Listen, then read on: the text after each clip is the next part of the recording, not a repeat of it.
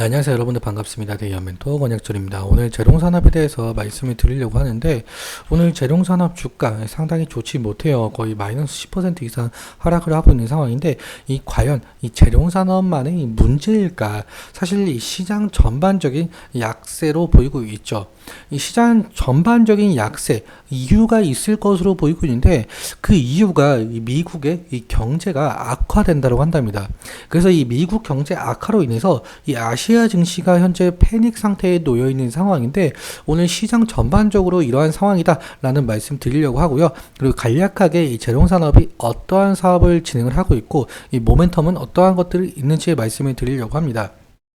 그리고 여러분들께서 이 재롱산업에 대해서 궁금하신 점이 있다라고 한다면 꼭 댓글 남겨주셔가지고 제가 그 댓글을 하나하나 읽어보고 답변 드리도록 할 테니까요. 꼭 남겨주시면 정말 감사할 것 같습니다. 그럼 바로 본론으로 들어가 보도록 할게요. 일단 재롱산업 제가 매번 말씀을 드리지만 송전, 배전, 통신 이러한 전기 기자재와 통신 기자재, 철도 자재 제조 판매에 대한 사업을 하고 있다라고 볼 수가 있죠. 그래서 재롱산업의 경우에는 전력기기 테마도 묶여 있는 상황이고요. 그렇다면 이 어떠한 제품을 판매를 하고 있는지 좀 알아보자면 홈페이지에 나와 있는데, 여러 가지 있을 수는 있겠지만 이 제품들, 송전탑이나 이 전신주에 활용이 되는 제품들이죠. 그렇다면 이러한 제품들 수요가 늘어나려면은 송전탑이나 전신주 이러한 것들이 상당히 늘어나야 되겠죠. 그렇다면 어떻게 하면은 이러한 제품들의 수요가 늘어날 수가 있을까? 바로 AI 산업을 좀 꼽을 수가 있을 것 같습니다. AI 같은 경우는 결국엔 데이터 저장이 필수적인데요. 그렇다면 이 데이터 저장을 할 수가 있는 데이터 센터는 끊임없이 가동이 되어 주어야 될 것이고, 이 가동을 하면 할수록 전력 소비는 지속적으로 늘어날 수밖에 없다라는 겁니다. 그리고 지금 실제로 AI 데이터 센터용은 잘 없기도 해서 여러 기업들이 좀 설립을 많이 하려고 하는 상황이거든요. 그럼 여기서 딸려오는 것은 바로 전력 인프라만 구축이겠죠. 이 전력 인프라만 구축이 되려면 결국엔 송전탑이나 이 전신주가 많이 설치가 되어야 된다. 이러한 것을 바탕으로 재롱산업 상당한 상승의 모습 보여줬었고요. 그리고 또 한 가지가 더 있는데, 바로 한전의 41조 원 인리 송전망 구축 사업이라고 말씀을 드릴 수가 있을 것 같습니다. 이 기사에서 우리가 좀 자세하게 살펴봐야 될 단어가 있는데, 이 초고압 직류 송전이라고 말씀을 드릴 수가 있어요. 지금 한전에서 송전망 구축 사업을 추진하고 있는 상황에서 이 초고압 직류 송전을 이용해서 설치를 한다라고 했거든요. 근데 재롱산업과 과연 어떤 관계에 있길래 이러한 모멘텀 가질 수가 있을까라는 것인데, 재롱산업의 경우에는 한전 KDN과 이 초고압 직류송전 최적화 금그루를 개발했기 때문에 같이 엮여 있는 부분이 있었다라고 볼 수가 있죠. 이러한 것을 바탕으로 재롱산업 상당한 상승의 모습을 보여준 바가 있었고요. 하지만 지금 현재 주가 상당히 좋지 못하는 흐름을 보여주고 있죠. 이건 재룡산업뿐만 아니라 거의 전 종목에 해당을 하고 있는 상황인데, 시장 전반적으로 좀 좋지 못한 상황이에요. 시장이 좋지 못한 이유는 이 미국 경제를 좀 꼽을 수가 있을 것 같은데요. 저번 주에 발표가 되었던 이 PMI 지수 예측치보다 좀 상당히 낮게 나온 모습을 볼 수가 있겠고, 실업수당 청구 건수도 이전보다 좀 늘어난 모습을 보여주고 있죠. 그러니까 다시 말해서 이 미국의 고용시장이 현재 상당히 악화가 되고 있다. 그래서 시장 자체가 전체적으로 침체가 된 것을 볼 수가 있겠는데요. 이러한 미국발 고용시장 침체가 이 글로벌 증시를 강타했다라고 볼 수가 있겠죠. 여기서 또 한 가지가 더 있는데, 올 한 해 동안 증시를 이끌었던 건 AI 산업이다라고 해도 과언이 아닌데, 최근 들어서 AI 관련 기업들이 실적 부진에 시달리고 있다라고 하죠. 실제로 인텔의 경우 어닝 쇼크가 나오면서 26%나 폭락을 한 바가 있었고요. 투자의 대가라고 불리고 있는 이 워렌 버핏조차 이 AI 빅테크 기업이라고 하는 애플 주식을 올 한 해 동안 절반가량 매도를 한 것을 볼 수가 있죠.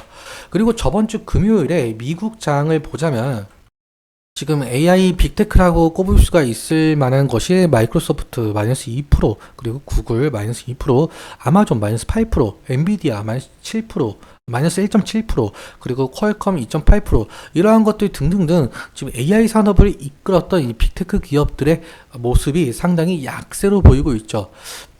그래서 이러한 것들을 통해서 미국 증시가 흔들렸었고, 우리 한국장도 이에 시장 전반적으로 영향이 미쳤다라고 볼 수가 있겠죠.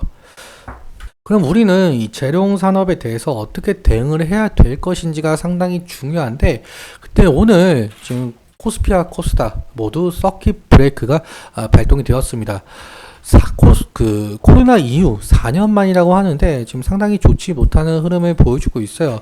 일단 차트 보면서 좀 말씀을 나눠보도록 하죠. 일단 재룡산업 현재 마이너스 12% 하락을 하고 있는 상황이고, 일단 먼저 코스피 시장을 좀 살펴보자면 마이너스 10%까지 갔다가 그래도 어느 정도 아래 고래가 달린 모습을 보여주고 있는데, 그래도 마이너스 현재 9.6% 하락을 하고 있다라고 볼 수가 있겠죠. 오늘 개파락이 나오면서 240일 이평선과 480일 이평선 모두 이탈을 했고, 그리고 여기 이 부분에 대한 지지라인도 이탈한 모습을 보여주고 있죠. 과연 내일 장에서 어떻게 흘러갈지는 모르겠지만 어느 정도 리스크 관리는 해야 될 것으로 보이고 있고요. 코스닥 시장도 마찬가지예요. 코스닥 시장은 더 심하죠. 마이너스 12% 현재 흘러가고 있고, 마이너스 13.7%까지 하락을 했었다. 코스닥 시장도 마찬가지로 지지라인 모두 무너진 모습을 좀 볼 수가 있는데요. 일단 이 부분에서 이 쌍바닥에서 다시 한번 지지가 일어나면서 상승을 해줄지가 관건으로 보이고 있죠.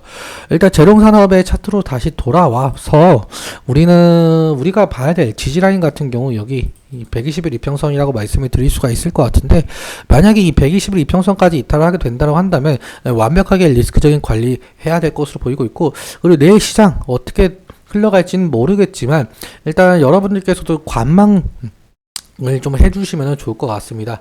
오늘 어떻게 보면은 투매가 일어났다라고 했을 정도로 개인에서 매도가 코스닥 매도 상당히 나온 부분을 볼 수가 있겠고, 코스피 같은 경우는 외국인이 좀 매도세가 좀 많이 나온 모습을 확인할 수가 있죠.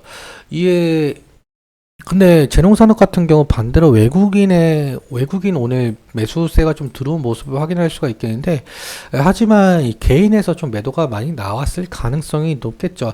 이것은 뭐 장이 끝나면서 정확하게 집계가 되어 봐야 되겠지만, 오늘 장 같은 경우 좀 투매 현상이 좀 많이 일어났다라고 볼 수가 있을 것 같습니다. 아무튼 내일도 여러분들께서 어떻게 장이 흘러갈지 말씀을 드리도록 할 테니까요.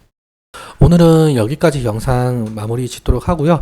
그리고 앞서 여러분들께서 이 재룡산업에 대해서 궁금한 점이 있다고 한다면 꼭 댓글 남겨주시면 정말 감사할 것 같습니다. 그리고 오늘 말씀드린 내용과 이 차트적인 부분에 대해서는 제 개인적인 견해가 상당히 있기 때문에 여러분들의 주관적인 견해와 함께 투자를 현명한 선택하셨으면 좋겠습니다. 오늘도 시청해주셔서 감사하고, 지금까지 대의연멘토 권영철이었습니다. 감사합니다.